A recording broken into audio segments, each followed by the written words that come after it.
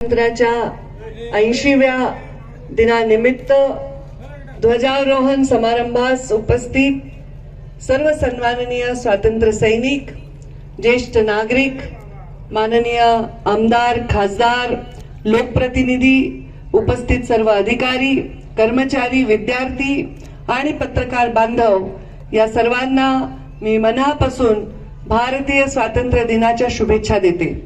भारतीय स्वातंत्र्य दिनाच्या निमित्ताने जमलेल्या सर्व माझ्या बंधू भगिनींनो, सर्वप्रथम देशाच्या स्वातंत्र्यासाठी आपल्या प्राणाची आहुती देणाऱ्या सर्व ज्ञात व अज्ञात स्वातंत्र्य सैनिकांना मी अभिवादन करते आणि त्यांच्या पवित्र स्मृतीस वंदन करते।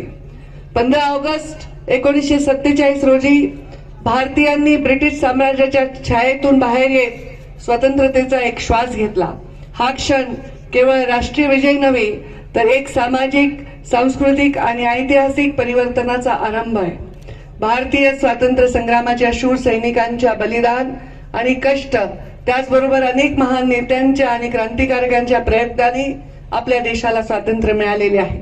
देश स्वतंत्र झाला, देश घडत गेला, राज्य घडत गेला आणि त्याच समवेत माझा जालना जिल्हा देखील घडत आहे, घडत राहील याचा मला विश्वास आहे।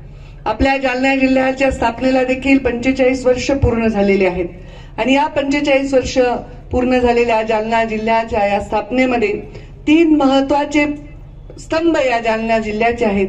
ते म्हणजे इथलं स्टील, इथलं सीड आणि इथलं सिल्क।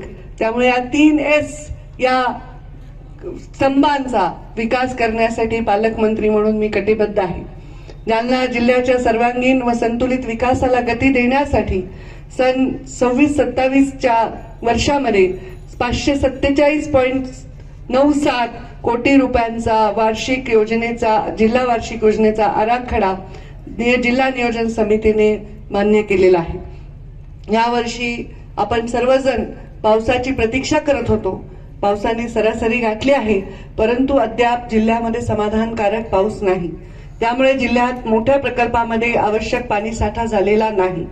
यावर्षी जिल्ह्यामध्ये खरीपाचे एकूण 6,25,000 हेक्टर क्षेत्र असून सुमारे 5,68,00,000 हेक्टरहून अधिक क्षेत्रावर पेरणी झालेली आहे।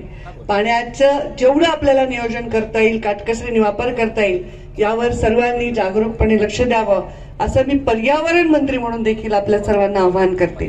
शेतकरी सक्षम, शेती समृद्ध आणि महाराष्ट्र अधिक प्रगत करण्याच्या उद्देशाने राज्य शासनाने पुण्यश्लोक अहिल्या देवी होळकर शेतकरी कर्जमुक्ती महत्वाकांक्षी योजना जाहीर केली होती आणि त्याच्या अनुषंगाने आर्थिक दृष्ट्या शेतकऱ्यांना सक्षम करण्याच्या दृष्टीने हा महत्वाचा निर्णय आता पहिल्या टप्प्यामध्ये जालना जिल्ह्यातील 18,792 पात्र शेतकऱ्यांच्या खात्यामध्ये 116 कोटींची रक्कम देऊन त्यांना ताकद देण्यामध्ये परिपूर्ण झालेला आहे।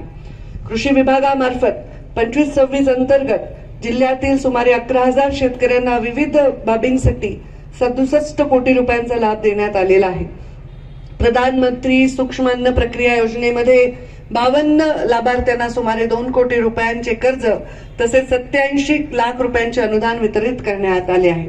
सन्माननीय बाळासाहेब ठाकरे कृषी व्यवसाय व ग्रामीण परिवर्तन प्रकल्प अंतर्गत 39 प्रकल्पांना मंजुरी दिली आहे आणि 22 समुदाय आधारित प्रकल्पांना 22 कोटी रुपयांचे अनुदान वितरित करण्यात आलेले आहे। स्वर्गीय गोपीनाथ मुंडे शेतकरी सानुग्रह योजनेअंतर्गत 25-26 मध्ये अपघातात मृत्यू झालेल्या तसेच अपंगत्व आलेल्या जिल्ह्यातील एकूण 127 शेतकऱ्यांच्या वारसदारांना सुमारे 2,53,00,000 रुपये एवढा सानुग्रह अनुदान मंजूर झालेले आहे।